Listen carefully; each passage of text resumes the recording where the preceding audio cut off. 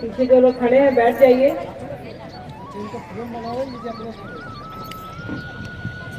सिकंदरा के इस लछवाड़ा के इस प्रांगण में हम आप इकट्ठे हुए हैं महादेव की बात करने के लिए।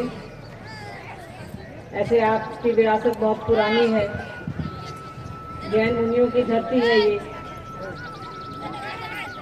उन सभी को प्रणाम है और उनसे उम्मीद है कि यहाँ के लोगों को आशीर्वाद देंगे कि शिव की ओर चले लोग। ये ज्ञान की धरती है, महावीर और बुद्ध ने तो शिव का ज्ञान जो हमारे आपके गुरु हैं, साहब ने जो दिया है, उस ज्ञान की बात करने को हम आप यहाँ इकट्ठे हुए हैं। दीदी माँ ने जो हमको और आपको दिया है उसकी बात करने को इकट्ठे हुए हैं। ये कोई बाहर से नहीं आए, ये सनातन है। और शिव की बात हो रही है जो हमारे आपके घरों में दिखते हैं, पूछते हैं हम आप उनको तस्वीर के रूप में, कभी मूर्ति के रूप में, कभी शिवलिंग के रूप में। आपके बगल में देवघर है बाबा बैद्यनाथ धाम, वहां जाते हैं हम आप, कांवड़ लेकर के जाते हैं, जल चढ़ाने जाते हैं। कभी बेटा मांगते हैं, कभी बेटी मांगते हैं, कभी धन संपत्ति मांगते हैं, धन ऐश्वर्य मांगते हैं, घर द्वार मांगते हैं उनसे, तो सब कुछ देते भी हैं और उनसे ज्ञान नहीं मांगते। वो ज्ञान के भी अधिपति, जैसे हर चीज उनके पास है क्योंकि वो धरती के मालिक है, सृष्टि करता है, सृष्टि उनकी है, तो वो ज्ञान के भी मालिक हैं। तो उनसे साहब ने कहा कि दया मांगिए, दया ही ज्ञान है, उनसे अपना एक संबंध बनाइए। इसी ज्ञान की बात साहब ने करी कि भाई शिव गुरु हैं तो ज्ञान देंगे, गुरु तो ज्ञान ही देंगे ना। तो उनसे अपना संबंध बनाने के लिए साहब ने कहा, इसके लिए उन्होंने 3 सूत्र दिए। सूत्र समझते हैं ना, 3 धागा जिससे पिरो एक माला, हम लोग महिलाएं ज्यादा है यहाँ माला पहनते हैं तो उसमें उसको कहते हैं ना कि एक दाना से दूसरा दाना, दूसरा दाना से तीसरा दाना, तो एक धागे में पिरो करके साहब हमको और आपको दिए हैं, जिसमें पहला है अपने गुरु से दया मांगना, उनसे संबंध बनाइए कि हे शिव आप मेरे गुरु हैं। अभी बोलो भैया कह रहे थे ना कि मेरा, मेरी चप्पल, मेरा सामान, मेरा मोबाइल, मेरा घर, मेरे बच्चे, मेरा परिवार, सब में मेरा लगा है ना। तो साहब ने कहा कि मेरा ही सबसे जरूरी है। जैसे आप किसी को अपना समझते हैं, किसी को अपना कहने लगते हैं, अपना बुझने लगते हैं, तो आपके दिलो दिमाग में उसका प्रभाव पड़ने लगता है। उसके दुख से आप दुखी हो जाते हैं, उसके सुख से आप सुखी हो जाते हैं। जिसको भी आप अपना समझते हैं उसका प्रभाव हमारे आपके मन पर, उसका असर पड़ने लगता है। तो साहब ने कहा कि शिव को अपना समझिए, उनसे दया की याचना करिए, उनकी दया के आश्रय में रहिए। आश्रय मतलब उनकी दया के पास रहिए। कैसे रहिएगा? शरीर का तो अपना विज्ञान है, यहाँ हम आप बैठे हैं तो मन कहीं और है, तो मन से रहना है। तो महादेव को कहना है कि हे महादेव आप मेरे गुरु हैं, हम आपके शिष्य हैं। शिष्य कहिए, चेला कहिए, जो कहना है कहिए, विद्यार्थी कहिए, छात्र कहिए। तो महादेव को कहना है कि हे महादेव आप मेरे गुरु हैं, हम आपके शिष्य हैं, चेला हैं, हम पर दया कर दीजिए। अब जिस जुबान में कहनी है, मन ही मन कहना है। साहब ने तो इतना आसान कर दिया है कि कोई मेहनतें नहीं करनी है। यही एक विधा है जहाँ कुछ भी करने की जरूरत नहीं है। 3 सूत्र दिखते हैं कि किए जा रहे हैं, पर वो किया नहीं जाता, अपने आप हो जाता है, क्योंकि उसका विज्ञान ही ऐसा है। वो प्रेम पर आधारित है, हमारे आपके स्नेह पर, हमारे आपके प्यार पर आधारित है। जिसको अपना समझिएगा, जिससे प्रेम होगा उसी को ना अपना समझिएगा, जिसको अपना समझिएगा उससे प्रेम हो जाएगा। सीधा सा, चाहे समान हो या इंसान हो, आदमी हो, उसमें आदमी से आदमी मत समझिएगा। आदमी मतलब दोनों आते हैं, स्त्री और पुरुष। इंसान मतलब दोनों आते हैं, स्त्री और पुरुष, औरत और मर्द दोनों ही उसमें रहते हैं। तो ये समझने की जरूरत है कि साहब ने दिल से दिल को जोड़ने की बात कही है, साहब ने संबंध बनाने की बात कही है। संबंध बनाइए अपने गुरु से कि हे शिव आप मेरे गुरु हैं, मैं आपका शिष्य हूँ, मुझे शिष्य पर दया कर। बस इतना ही कहना है और कुछ नहीं कहना है। इतना कर लीजिएगा सारा काम हो जाएगा। जिससे हमको और आपको प्रेम हो जाता है, उसकी बड़ाई तो हम आप अपने कर लेते हैं। 2 दिन पहले किसी की शादी हुई रहती है, जब वो लड़की अपने मायके लौटती है 3 दिन बाद, तो तुरंत पति का बड़ाई करने लगती है। सोच लीजिए, संबंध बन गया है। दूसरा सूत्र क्या है? अपने गुरु की प्रशंसा करना, दूसरों को बताना कि शिव मेरे गुरु है। उनको गुरु बनाने के बाद क्या क्या बदलाव आया है बताना, कि आप भी गुरु बनाइए, आपके जीवन में भी अच्छे बदलाव आ सकते हैं, आते हैं। तीसरा है नमः शिवाय से प्रणाम करने की कोशिश करनी है। साहब ने कहा कि नमः शिवाय से अपने गुरु को प्रणाम करिए। महादेव की तस्वीर को ध्यान में लाइए, मूर्ति को ध्यान में लाइए, कुछ भी ध्यान में आता है महादेव का तो ध्यान में ला करके बस नमः शिवाय से उनको प्रणाम करना है। नमः शिवाय का अर्थ होता है शिव को प्रणाम। तो यही 3 काम करना है और तो कुछ करना नहीं है। तो मतलब कोई ऐसा भी टास्क नहीं है जिसको किया ना जा सके। हम आप जानते हैं उस शिव के बारे में, साहब कहते हैं ना, शिव जैसे चंद्रा मामा सबके मामा, वैसे शिव घर घर के बाबा। हमारे आपके घर में शिव हैं, उनको जो घर में रखे हैं उनको बस निकाल के दिल में रख लेना है। घर में कोना दे देते हैं ना, लो एक कोना दे देते हैं, एक रूम दे देते हैं, गोसाई का रूम, पूजा का रूम, बस उसी रूम से, उसी कमरे से, उसी दरवाजे से निकाल करके अपने दिल में रख लेना है, अपने मन में रखना है। तो साहब ने यही कहा, इसी को करना है। यही हम लोग नहीं करते, डर से तो करते हैं, पर डर से प्यार नहीं किया जा सकता ना।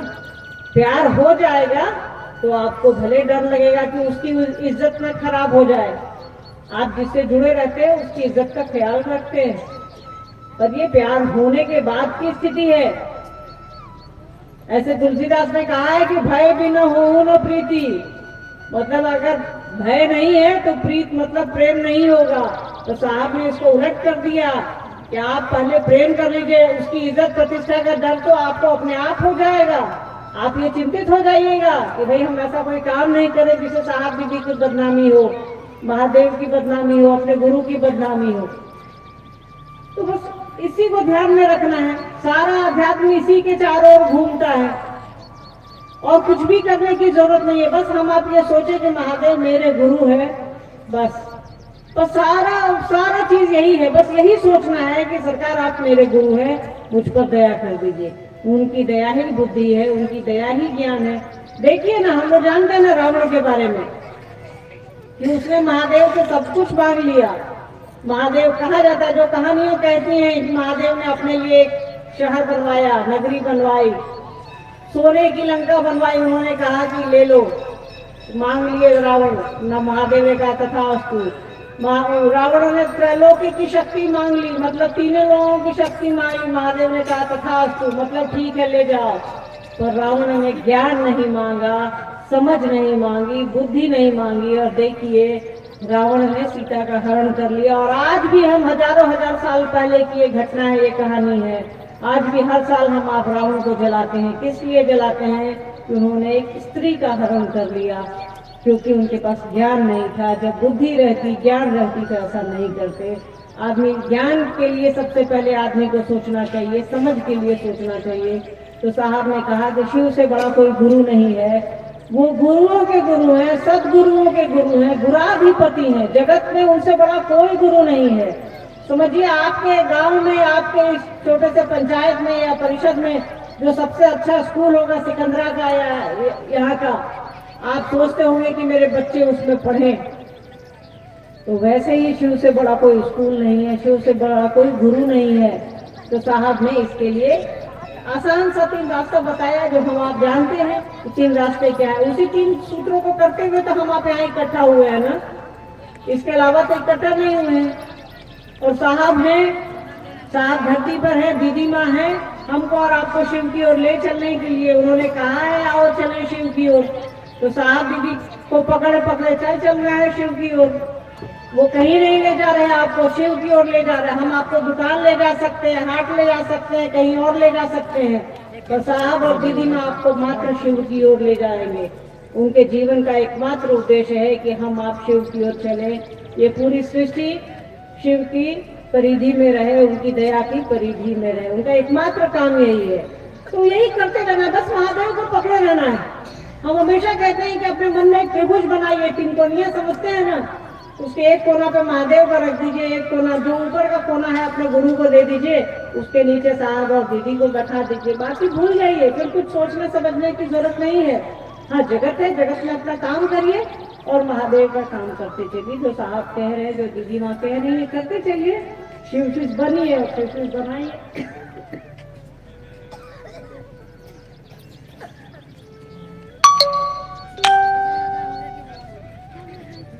बस यही एक छोटा सा काम है। लगता है कि काम है, ये भी काम नहीं है। सोच सकते हैं कि घर से निकल रहा है, आपको निकलने की भी आवश्यकता नहीं है। कोरोना जब आया था 4 साल पहले, तो हम आप कहाँ घर से निकले थे? तो क्या महादेव छूट गए हमसे और आपसे? नहीं छूटते। जब मन से पकड़ लीजिएगा तो वो नहीं छूटेंगे। जब दिल से पकड़ लीजिएगा कि सरकार आप मेरे गुरु हैं, तो वो नहीं छूटेंगे। और ये दुनिया है, चीजें आती जाती रहती है। कई बार मन भ्रमित हो सकता है, इधर उधर भटक जाता है, पर जिससे आप प्रेम करते हैं उसको नहीं छोड़ते हैं। बच्चों से प्रेम होता है, हम आप लाख विपत्ति आए बच्चों को नहीं छोड़ते हैं, अपनों को नहीं छोड़ते हैं। पर महादेव के बारे में तो कुछ भी घर में अगर हो जाए हम कहीं, तो महादेव को छोड़ देते हैं। छोड़ने से क्या होगा बताइए? आप ऐसा कोई भी घर ढूंढ लाइए जहाँ कोई परेशानी ना हो। उनको पकड़े रहिएगा तो परेशानी कम होगी। महादेव को पकड़े रहिएगा तो जगत में, दुनिया में परेशानी कम होगी। महादेव को छोड़िएगा तो परेशानी बढ़ सकती है, पकड़ने पे कम होगी। ये तो जरूर है कि शिव को अगर पकड़ लीजिएगा, गुरु को पकड़ लीजिएगा तो परेशानी कम हो जाएगी। पर अगर छोड़ दीजिएगा, छोड़ के चलिएगा, तो परेशानी आपकी कम तो नहीं होगी और बढ़ ही सकती है। इसका अंदाज तो है हम लोगों को, आप लोगों को भी होगा। करके देख लीजिए।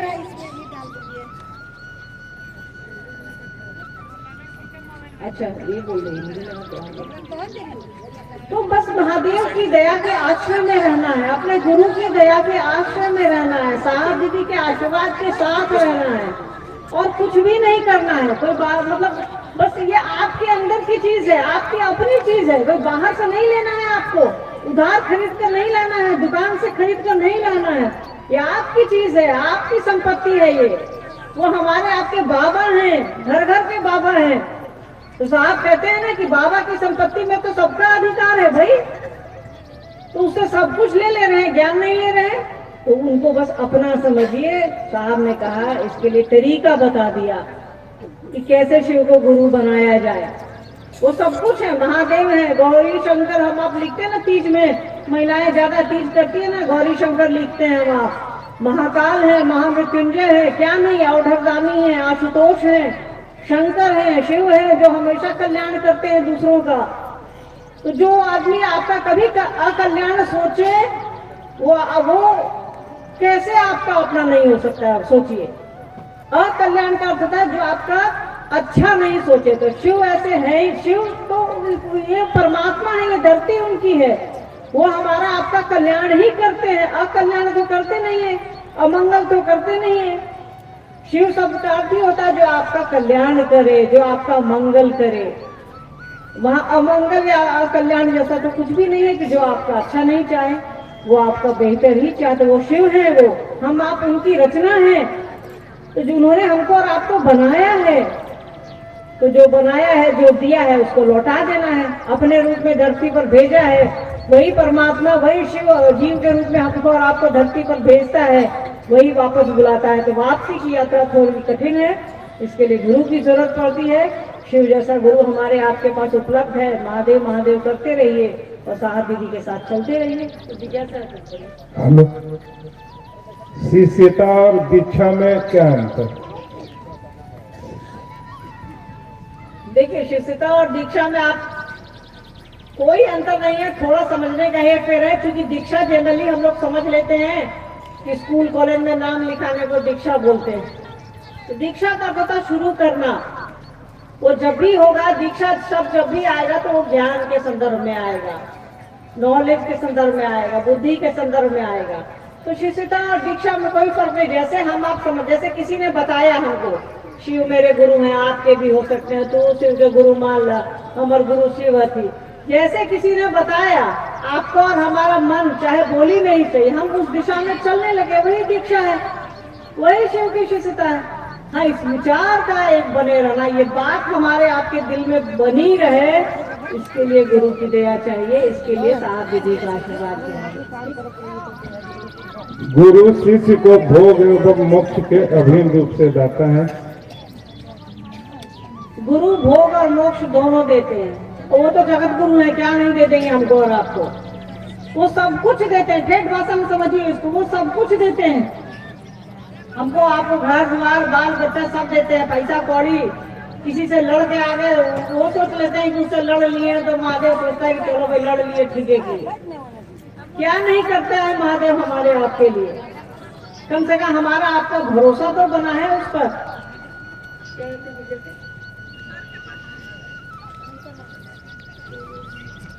हाँ, तो वो हमको आपको सब कुछ देते हैं, आप जो भी सोच सकते हैं एक मानवीय रूप से, एक इंसानियत के तौर पे, एक आदमी के तौर पे। हाँ, किसी को सोचेगा कि गोली मार के आ जाए, किसी को तंग करके आ जाए, तो ये बात उचित नहीं है।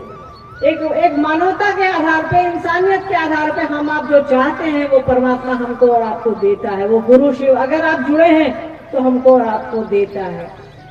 वो हमारा आपका जगत भी ठीक करते हैं, हमारा आपका अध्यात्म भी ठीक करते हैं, मोक्ष भी देते हैं। मोक्ष का अर्थ होता है एक जगह पे मन का घूमना। किस जगह पे मन का घूमना? मतलब जहाँ ईश्वर के इर्द गिर्द मन का, परमात्मा के इर्द गिर्द मन का घूमना।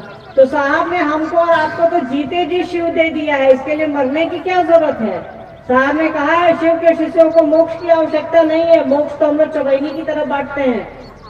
मोक्ष का अर्थ होता है मन का मुक्त होना। तो हम आप जैसे शिव शिष्य होते हैं, बोलिए ना कहीं नहीं हो जाए, तुरंत मन विचार बदल जाता है कि नहीं, लाख समस्याएं आ जाती है, तो भी हम लोग सोचते हैं कि साहब जी साथे हैं ना, महादेव साथे हैं ना, सब ठीक हो जाएगा। और गुरु चर्चा के माध्यम से हमारा आपका मन उस ओर लगा रहता है। जितनी देर हम आप चर्चा करते हैं या चर्चा सुन रहे हैं तो मन तो गुरु के इर्द गिर्द रहता है ना, शिव की परिधि में तो रहता ही है, आंशिक रूप से ही रहता तो है, यही ना मोक्ष हुआ। तो शिव के शिष्य इसकी चिंता नहीं करते। साहब ने कहा कि शिव के शिष्य मोक्ष को चवैनी की तरफ बांटते हैं, तो इसके लिए टेंशन क्या लेना है। शिव व्यक्ति के चेतना के परिमार्जन के चिकित्सक हैं।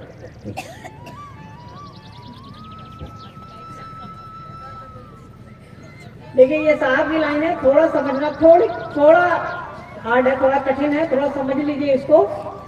कि मतलब हम आप बीमार पड़ते हैं तो डॉक्टर के यहाँ चले जाते हैं, शरीर में चोट लगती है, मान लीजिए चलते चलते गिर गए, चोट लग गई तो डॉक्टर के यहाँ जाएंगे। पर मन में अगर कोई दिक्कत आ गई, दिमाग में दिक्कत आ गई तो उसका इलाज है, उसके डॉक्टर हैं भाई, दिमाग के डॉक्टर हैं। मन में अगर कोई दिक्कत आ गई, आपकी चेतना में, अगर आपकी आत्मा में कोई परेशानी है, उसका डॉक्टर बस शिव है। ठेठ भाषा में समझिए इसको। साहब की लाइन है, थोड़ी कठिन है, इसलिए मैं इनकी ओर देख रही थी, मतलब ये संगोष्ठी का सवाल है ये, तो ये थोड़ा अलग टुकड़े टुकड़े करके समझिएगा, समझ जाइएगा कि हमारे आपके मन में, हमारे आपके मन के चिकित्सक है शिव। मतलब चिकित्सक मतलब डॉक्टर। जैसे हमारे आपके मन में कई सारी बुराइयां रहती हैं, कई सारी संकीर्णताएं रहती हैं, उसको समाज दूर कर नहीं पा रहा, देश का कानून दूर नहीं कर पा रहा, वो शिव की दया से दूर होगा, साहब दीदी के आशीर्वाद से दूर होगा। तो वही है कि गुरु शिष्य के मन के परिमार्जन के चिकित्सक है। परिमार्जन करना मतलब उसका अच्छा करना, उसको बेहतर करना और उसको ठीक करना। गुरु कार्य के लिए पद प्रतिष्ठा जरूरी है क्या? देखिए भाई, गुरु कार्य के लिए कुछ भी जरूरी नहीं है, बस आपका मन जरूरी है कि आपको शिव शिष्य बनना है कि नहीं बनना है। गुरु कार्य के लिए न किसी पद की आवश्यकता है, न पैसा की आवश्यकता। हाँ, कुछ चीजों की आवश्यकता पड़ती है, जैसे अब ये बेचारा माइक आपके लिए जो आप बैठे हैं, कारपेट जो ये मंच बना है, इसके लिए कुछ पैसे की आवश्यकता होती है, तो मिल करके लोग कर लेते हैं। वो भी उतना ही करिए जितने में खर्च हो जाए। महादेव के नाम पे इकट्ठा किया हुआ पैसा अगर बच जाएगा तो वो सिरदर्द है हमारे आपके लिए। बचपन से हमने यही देखा है, आपको भी यही राय देंगे। और किसी पद पर ले करके क्या करेंगे आप पद प्रतिष्ठा? वो राष्ट्रपति, वो प्रधानमंत्री या कोई भी पद वाले लोग रहे या कोई भी अमीर आदमी रहे, लेकिन जाना तो सबको शिव के पास ही है ना। कहा जाता है कफन में जेब नहीं होती है। हम आप जब जाएंगे, कोई भी जाएगा, हम ही अगर जाएंगे तो हमारे कफन पर लिखा नहीं रहेगा फलना है हम, हमारा कृत्य बोलता है। साहब ने कहा है ना कि आपका आचरण बोलता है कि आप कैसे हैं। पद लेकर के क्या कीजिएगा, प्रतिष्ठा लेकर के क्या कीजिए, लेना है तो शिव लीजिए ना। साहब दीदी दे रहे हैं, दीदी माँ और साहब यही बैठे हैं हमको और आपको शिव देने के लिए। पद आप लीजिएगा, कोई और ले लेगा, कोई और ले लेगा, कोई और ले लेगा। पर शिव आपके हैं, आपके रहेंगे। साहब दीदी आपके हैं, आपके रहेंगे। साहब लिखे आओ चले शिव की ओर में कि जो व्यक्ति की धन्य है वो शिव का शिष्य कदापि नहीं होंगे। देखिए कृतज्ञता आप समझ, एहसान फरामोश नहीं बोलते, कोई एहसान नहीं मानता है। उसको विपत्ति में उनको बहुत कष्ट में था, उसको मदद किए, पर देखिए ना एहसान नहीं मानता। हम लोग आपस में बात करते हैं कि नहीं, तो वही है शिव का शिष्य, वही हो सकता है जो एहसान माने, मन उसका झुका रहे कि अरे आपने मेरी मदद की है, उसका मन इस बात को पकड़े। जगत में भी यही नियम है, आप किसी की मदद करिए और कोई आपको भूल जाए, इतना बड़ा एहसानमंद तो कोई हो ही नहीं सकता। आप झुकेंगे, आपका मन झुकेगा, वही शिव की शिष्यता है। यही है एहसानमंद होना, मतलब किसी ने आपको आपकी मदद कर दी। साहब दीदी के प्रति हमको और आपको एहसानमंद होना होगा। हमको और आपको जानता कौन था? आप इतने लोग बैठे हैं, हम हैं कौन हमारी बात सुनने के लिए? बताइए। हमको आप लोगों का एहसानमंद होना होगा कि आप इतनी दूर से आकर के यहाँ बैठे हैं मेरी बात सुनने के लिए, उस महादेव और साहब दीदी की बात सुनने के लिए। हम सभी को एहसानमंद होना चाहिए कि महादेव ने क्या किया हमारे आपके लिए, उस साहब और दीदी ने क्या दिया है हमको और आपको। लोग कुछ देता है, लोग कपड़े देता है, मकान देता है, भोजन देता है। साहब ने हमको और आपको शिव दिया है, दीदी माँ ने हमको और आपको शिव दिया है। इससे बड़ी कुछ बात ही नहीं हो सकती। तो अपना अब साहब दीदी का जो एहसान है हमारे आपके ऊपर, इस पूरी मानवता पर, पूरी इंसानियत पर, सृष्टि पर कोई नहीं चुका सकता है। चुका सकते हैं तो दूसरों को प्रेरित कर दीजिए कि शिव के शिष्य बन जाइए। यही एकमात्र तरीका है साहब दीदी के एहसान को चुकाने का, कि निस्वार्थ भाव से लोगों को शिव की ओर चला दे, लोगों को उनकी ओर चला दे कि आप जाइए साहब के साथ, साहब के मन को टटोलिए, साहब के मन के तार को झकझोरिए जो आपको शिव की ओर ले जाएं। एहसान चुकाने का यही एक माध्यम है कि लोगों को बताएं कि शिव मेरे गुरु हैं, आपके भी हो सकते हैं। मन से 3 सूत्र करते हैं लेकिन हो नहीं पाता। दूसरा सूत्र मन से कैसे करिएगा, समझ में नहीं आ रहा। मन से 3 सूत्र करते हैं, बिल्कुल सही करते हैं, पर दूसरा सूत्र करने के लिए तो भाई किसी को समझाना होगा ना। और ऐसा कोई भी नहीं है जिसने महादेव और साहब दीदी को मन से चाहा। साहब ने कहा है कि यार तुम भरोसा मत करो, मुझ पर विश्वास मत करो, शिव पर भरोसा मत करो, अश्रद्धा रखो, फिर भी उसकी ओर चलो, वो तुम्हारे साथ चलेंगे। सोचिए कितनी बड़ी बात उन्होंने कह दी है। तो यहाँ पर कुछ भी मतलब कुछ भी आवश्यक नहीं है, बस आप खड़े रहिए ना। हाँ, जिस नियत से वो खड़े हैं उनका 1% भी 1% भी हम आप खड़े हो जाए, साहब की नियत और दीदी माँ की जो नियत है महादेव का काम करने के लिए, उस नियत से खड़े हो जाइए ना। उस नियत से 3 सूत्र करिए। पहले दया मांगिए कि सरकार आपका चेला हो जाए फलाना आदमी, तो दया हम आप मांगते हैं घर द्वार के लिए, बाल बच्चा के लिए भी मांगिए। साहब ने इसकी छूट दी है कि तुम दया अपने लिए भी मांगो, पर कब तक? अरे भाई, जानवर का भी पेट भर जाता है तो वो मुंह घुमा लेता है, हम आप तो इंसान हैं। कभी तो दूसरों के लिए मांगिए कि सरकार फलाना आपका चेला हो जाए। लोगों को प्रेरित करिए। महादेव का काम, शिव की बात लोगों से इसलिए करिए कि वो शिव का शिष्य हो जाए। शिव की बात लोगों से इसलिए करिए कि वो साहब दीदी का संकल्प है। वो शिव की बात तो हम आप अपने लिए करते हैं, सम्मान मिल जाए, प्रतिष्ठा मिल जाए, पैसा मिल जाए, प्रणाम मिल जाए, सुख सुविधा मिल जाए, तो ये कैसा काम हुआ, ये कैसा मन से हुआ।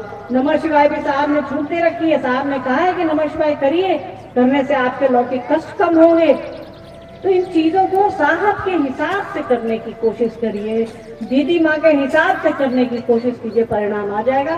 परिणाम नहीं आएगा तो ऐसा भरोसा करने लायक नहीं है। जो भी साहब दीदी के हिसाब से चलता है परिणाम आते हैं।